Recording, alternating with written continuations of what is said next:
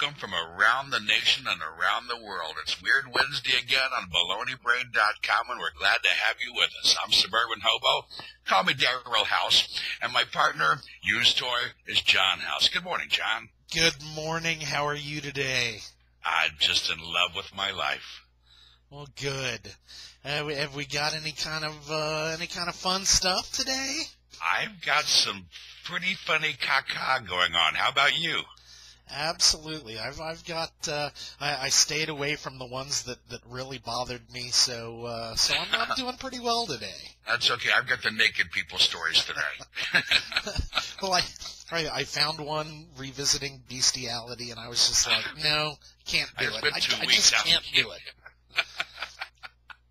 So I left it out. Well, what do you got? My first story, I absolutely just fell in love with this story. Is the headline is Lawrence Adamczyk, and I'm not sure how to pronounce that last name. Accused sex offender claims to receive Justin Bieber brainwave messages.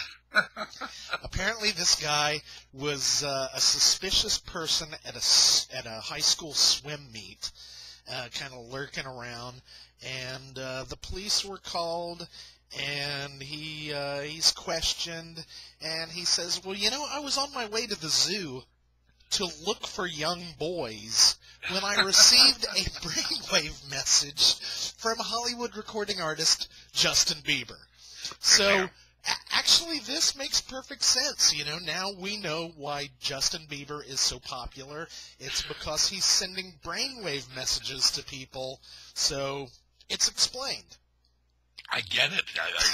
Thankfully, I'm not on his brainwave calling list, or his email list, or his Twitter account, or he's not on my playlist either. Do you have to even use Twitter if you're sending out brainwave messages? Are you saying it's I get you, you get me? We're just one big happy family. Well, mine are okay, not quite as wholesome either. But in Sweden, there's a tradition that actually started in America. Now, I've got two stories that kind of almost relate to each other. In Sweden, they have an annual no pants subway ride. And this has been going on for a number of years, and they say it's been successful since the get-go when they first had 8 riders. This year they had more than 100 people. Now, this goes on in Stockholm, Sweden. Why would they schedule it in January? Well, that's addressed in the story here. They shed their trousers in cold weather for this annual subway ride. An organizer of the event said that the underdressed people on the commuter trains are taking part in this annual tradition, and it's always been a success. He says because it makes people happy, and it gets them to react, and it doesn't matter how they react as long as they do react. And she said this also, people are engaged more than they usually do in Stockholm, and we think that's important. Now, I'm not certain what they're engaged in with this no pants ride, but as it appears, it was actually, this event was inspired by a New York tradition that was started back 11 years ago in 2002 by a comedy improv group called Improv Everywhere out of New York City. And there are, as it appears, there are now no pants subway rides in 60 different cities around the world. I just thought that was weird. Absolutely. The other story that I came with was exactly the same, only different. In Fremont, California, I'm not sure where Fremont is. I think it's about 40 miles past the resumed speed sign. I'm not sure. But there was a man who was spotted running around wearing just a Scooby-Doo mask.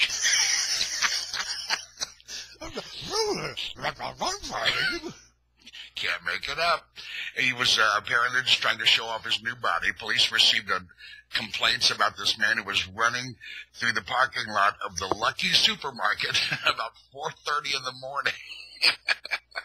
I'm guessing he wasn't trying to show it off to many people if he was running around at 4:30 in the morning. I think that plays into his defense that he was just showing off his body. Witnesses describe the man not wearing pants or possibly just underpants and a Scooby-Doo or a bear-type head mask. Now, when the police... When the police showed up at the scene, they indeed found a man wearing a Scooby-Doo mask along with a black leather dog collar and a leash and khaki-colored pants. So I'm not sure, maybe this is a bondage or some fetish thing also. But when he asked what he was doing, the man told the police he had recently lost weight and wanted to show off his new body. Now, the man, whose name was not reported, was let go after officers determined no crime had been committed. Was he doing it for a Scooby snack? Well, I'm not exactly sure why he was doing it, but at least he didn't, end up in the slammer. Well, I think this is from Nebraska, but I'm not sure. A man drives his car through the front door of a pizza. Yeah, Lincoln, Nebraska. So he drives his car through the front doors. His foot apparently got stuck in the accelerator. And so what would you do if you drove your car through the front door of a pizza joint? Without getting out of his car, he ordered a pizza. Makes perfect sense to me. Can I get pepperoni, mushrooms, maybe some light onions? So a bystander, he seemed very calm and collected. The driver was taken to the hospital as a precaution, but no one was injured in the restaurant. There's so many funny things about this story. Well, last time, you took more than 30 minutes to deliver, so I thought I'd just pick it up in person. Crazy stuff. I have one last story I want to do here, and this comes out of Moscow. I've never known. Is it Moscow? Hey, Sammy, good morning. I never knew if it was Moscow or Moscow. What do you think? Moscow. Moscow? Yeah. Is that kind of like a Hereford cow or an Angus cow, a Moscow? All those names are so crazy that hi, buddy. All these names are so crazy. Anyway, this has a January 12th timeline on it. So, this is extremely relevant. A giant cobra made from cattle dung was created to entertain children in a Siberian village during the frigid winter months. The sculptor said, "I made it so kids could play around and have some fun," said Mikhail, a native of the Siberian Republic of the 880-pound sculpture. 880 pounds of cow dung were here. That's a lot of cow dung. That's a bunch of crap. It shows the snake coiled and its hood spread, and it's displayed in the village of about 125 miles east of the Republic's capital of The building manager, who is the sculptor here for the village school, he gets his art supplies from 17 head of cattle that he raises. So it's not a supply and demand issue. Well, no, actually, but he's been doing this for some time. He's been dabbling in dung since 2008 when he created an army tank. Now, you talk about a lot of crap. That's a lot of crap. He's made something out of the cow pies every winter since, except in 2011, when he and his son made a rabbit out of snow. But he found that snow was difficult to work with because it froze so hard. I guess the cow pies are much more malleable.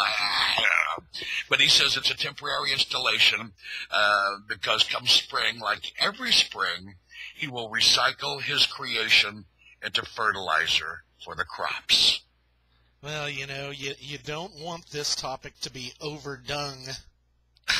It's eco-friendly. What you got? UFO sightings. I've long been a big fan of science fiction and Star Trek and all that stuff. UFO sightings at the International Space Station on the rise. As 2012 ended and 2013 began, numerous UFOs were reported around the country, and a lot of them have been spotted by or from the International Space Station. Now, what the deal is there are external cameras on the International Space Station, and you can actually tune into these, and people from their homes have been watching these cameras for UFOs, and a lot of them are appearing on YouTube. Now, some of it is what they call space-generated dandruff, which is just crap that kind of floats around up there. But a lot of the stuff, after watching it, is pretty impressive. They need that space-generated Head and Shoulders. Well, is this going to be the year where we're finally visited by Live Long and Prosper? Phone home.